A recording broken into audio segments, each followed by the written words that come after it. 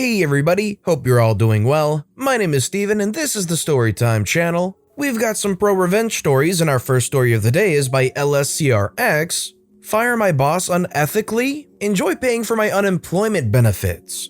This took place more than a decade ago. I started working for a small branch of a company and got along really well with my boss, the branch manager, and used to compare him to Michael Scott, not to his face. I would have been Jim Halpert in this scenario. After working there for a while, my boss was approached with an awesome offer to go manage a bigger branch a few hours away. This was because the owner wanted to place his son as the branch manager of a small location and needed to vacate a position to do so. My boss graciously turned down the offer. His kids had just started at their new schools and didn't want to uproot them again. He'd relocated to take this current position. This was not taken well by our corporate office, but they couldn't fire him for it, not directly. A few weeks later, I saw our office manager, a lady nobody in the office liked, in my boss's office filing paperwork, or so it seemed, which was odd but not alarming. The next week, my boss was going to be on vacation, and all the office staff had to attend a meeting for non-salaried employees at the corporate headquarters. While we were at the corporate thing, our office manager handed out new office keys to all of us, 3 that were there. My boss was on vacation and salaried. I asked, why are we getting new keys? And she said it was because someone lost theirs. None of us had lost our keys. We were all sitting together and could easily confirm this. So I texted my boss to ask him and he had no clue what she was up to. I got a bad feeling about what was happening. I called him after the meeting and told him to come by my house Sunday when he got back from out of town. I explained that I was 95% certain they were planning to fire him Monday. I didn't know what reason, I just had a gut feeling. I said it was too bad because if he was fired, I wouldn't want to work there anymore knowing that they would do shady stuff like that. He jokingly said that he should fire me first so I could go on unemployment. I laughed and told him that he should write me a termination notice and then if he doesn't get fired on Monday, it would just be between us. But if he does get fired, I could take it to the unemployment office and have proof that I was fired for something that would make me eligible for benefits. So we did, and he was fired Monday for misfiling paperwork of some sort, and I definitely did not go back to work. They tried calling me in, and I told them that my boss had fired me already. I took the proof with me to the unemployment office and was good to go, until they, former employer, disputed my claim. I had a hearing on the phone with the unemployment office and my corporate HR person. The HR person said, he wasn't fired, the paperwork he submitted with his claim isn't the right paperwork. It should have come from HR, not his manager. Unemployment said, why did he leave? HR said, he was fired. Unemployment said, why was he fired? Getting exasperated. HR mumbles, for doing paperwork incorrectly. Unemployment said, well, that is hardly the fault of the terminated employee. How is he to know that the paperwork is invalid that is coming from their supervisor? They told my HR that they could rehire me or not, but my claim was valid. They couldn't rehire me because they'd already filled the position. So I got to collect unemployment for a while before moving on to my next job. My former boss is doing well now it seems, and I don't feel bad at all. For the record, it is very likely that they would have invented a way of firing me after they got rid of my boss. Had they done that, they would have made certain that my termination was such that I wouldn't be eligible for unemployment. I took that power away from them by getting fired preemptively. I am also positive that when I saw the office manager in his office while he was away, she was arranging the setup for him to be fired. That is shockingly shady, but unfortunately, I bet a lot of this stuff does happen in the industries. Nepotism is just always a real thing in a lot of places. If this was you and let's say the preemptive firing thing didn't go down and you saw your boss get fired so shadily like this, would you consider quitting just because you know how shady these people are and they're showing their true colors? Let me know in the comments down below. And our final story of the day is by justwaititgetsbetter. Fairly aggressive girlfriend stole from my bank account, so I sent her academic career into a nosedive. I'm a senior at a large state university.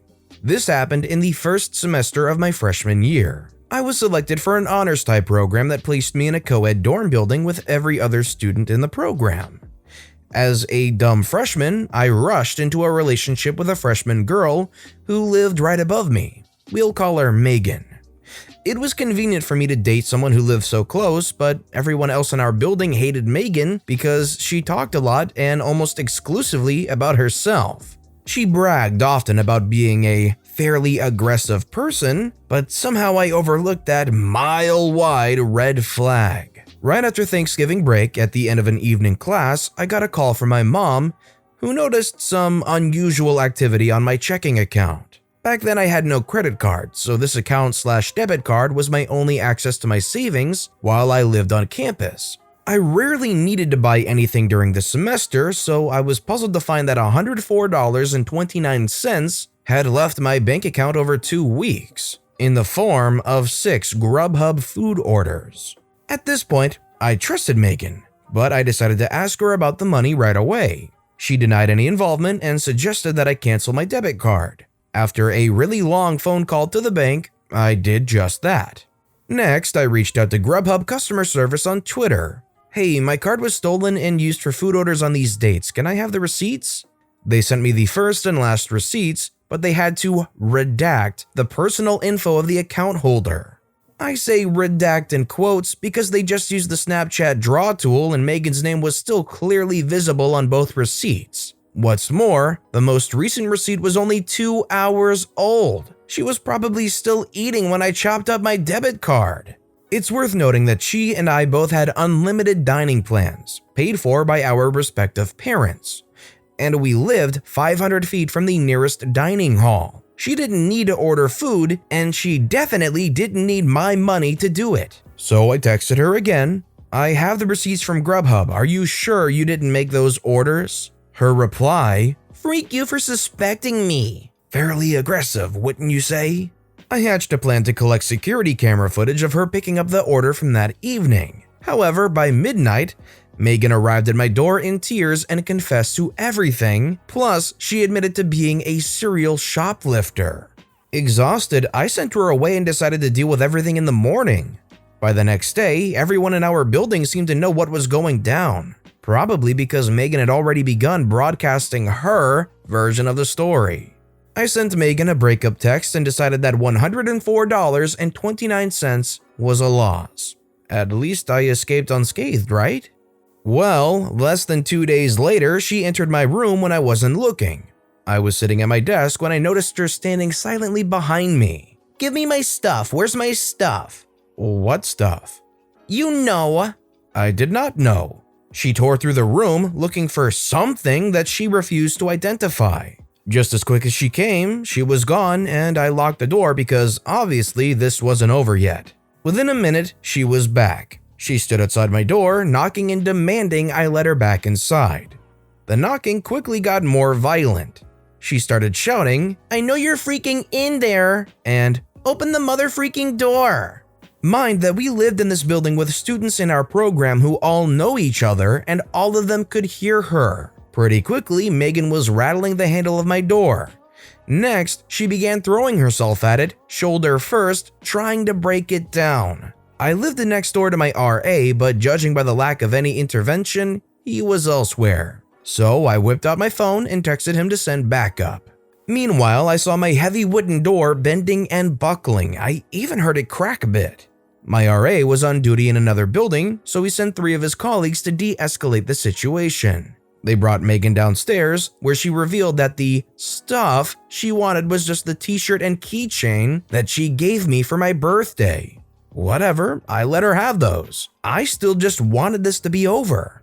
However, once I shared my story with the resident life staff, they filed university paperwork to place a no-contact order between me and Megan. They also recommended I contact the campus police, who then told me I should get my stolen money back in small claims court. I couldn't even get there without a car or money to pay for an Uber. Sorry, Judge Judy. At the request of campus police, I also contacted the Title IX office at my school, sending them the story of everything you've read so far. They were interested, to say the least, although I didn't want any trouble. I just wanted a clean breakup and a fresh start, but a Title IX representative informed me that they were bringing 3 misconduct charges against Megan: theft, threatening and violent behavior, and inciting an intervention by university staff. The representative asked me to serve as a witness in Megan's disciplinary hearing the next semester. I tentatively agreed right before the representative set the hearing date for February 14th. Valentine's Day. I thought it was a joke, but they really did that. When the day of the hearing finally arrived, the no-contact order was still in effect, but a few of my friends had kept tabs on Megan.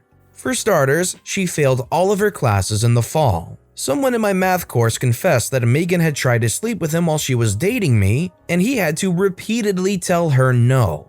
Even worse, Megan kept telling me a twisted version of the whole story to try and turn my friends against me. So when I found out that she had found a new boyfriend, it felt good to know that the V-Day disciplinary hearing ruined whatever evening plans they might have made. I arrived alone at the disciplinary board office, unsure of what to expect. The board consisted of grad students and the hearing was expected to run into the night. Unlike me, Megan did not come alone. She brought both of her parents as character witnesses. That wasn't even a thing here. This wasn't a real courtroom, as you'll soon see. And that's not all. Megan's parents also paid a lawyer to defend her against the charges. The board knew that was unnecessary, but Megan's parents believed so strongly in their daughter's innocence that they had already paid this three-piece suit to make her case. In the name of fairness, the board members offered me pro bono legal representation, a junior economics major who we'll call Jimmy. Jimmy had already read my account of the events from the fall, and thanks to my screenshots of Grubhub receipts, he said there was an okay shot of the charges sticking. Then I told him something I'd kept secret for months. When Megan tried to break down my door and I whipped out my phone to text my RA, I also filmed the whole thing. Jimmy couldn't get enough of the video. There was Megan kicking and screaming and clearly trying to break into my dorm room. It was all the evidence I needed and no one saw it coming. In the hearing, when the time came for me to make the case against Megan, Jimmy played the video on a big screen in front of everyone. The room went insane. In that instant, I realized that Megan really had convinced everyone I was the liar. In her version of the story, I gave her permission to buy food using my account. She told her parents that she'd asked me politely for her belongings, which I'd rudely hidden from her in my dorm room. In Megan's story, I was the sociopath trying to ruin her reputation. Before I unveiled the video, it was her word against mine. I still didn't want revenge, even after finding out that Megan tried to cheat on me. But when I saw her parents flipping out at the video, "Why didn't you tell us you did this?" And her lawyer raising heck, "This evidence was not provided in pre-trial disclosure." And a board member standing over him, "Sir, this is not a court of law, please return to your seat." And him shouting, "Objection!" And her replying, "We don't have objections, this isn't a court of law." And Jimmy, my new best friend, just trying not to laugh out loud. That's when I realized how good revenge can feel when it's fair and deserved. The board found Megan responsible on all 3 charges. My side of the bench recommended the university terminate her housing contract and force her to pay restitution. Her side recommended only restitution and a reprimand. The board compromised. Her family paid back most of the money she stole, most because 2 of the 6 orders had the same price, and the lawyer convinced the board I had duplicated an order, and Megan was forced to move into a different dorm building. This probably would have helped her anyway because every student in our program's building knew everything she'd done and lied about. They wouldn't speak to her and nobody wanted to be her roommate. By the time she had to move buildings, she'd already failed all of her courses again. Having paid for her tuition, her unused dining plan, her lawyer, and her restitution, Megan's parents finally pulled her out of school. Where are they now? Last I heard, Megan returned as a part-time student, but I never saw her again because the no-contact order still stands. I'm now Facebook friends with a guy Megan tried to seduce. Oh, and Jimmy and I connected on LinkedIn. As for me, well, I no longer date fairly aggressive people. Mamma mia. I love how at the end it was taken so seriously by Megan's side, and because this whole thing turned into some kind of weird makeshift proper courtroom hearing, when they started talking about the evidence they had, like the video OP had recorded, I was like, well, in normal court you have to have the pre-disclosure with the evidence, so it's kind of obvious that this not being a proper court of law will factor into being able to present evidence whenever. And also, I don't think using parents as a character witness would be able to stand up very well in the court of law, but I'm no lawyer, but it just seems like an easy thing to assume for me. But with that being said, that's all the time we have for today, so if you have a favorite story of the day, let me know which one and why in the comment section down below. But besides that, if you enjoyed the video, please consider giving the video a like and subscribe if you haven't, and turn notifications on so you'll never miss an upcoming video. No matter what you did, whether it was just watching the video or commenting, subscribing, whatever you do. Thank you all so very much for supporting me right here on the Storytime channel. Any single thing you do helps the channel grow that much more, and I appreciate the heck out of it. I hope you all have a wonderful day, and until next time, I'll be right here on the Storytime channel.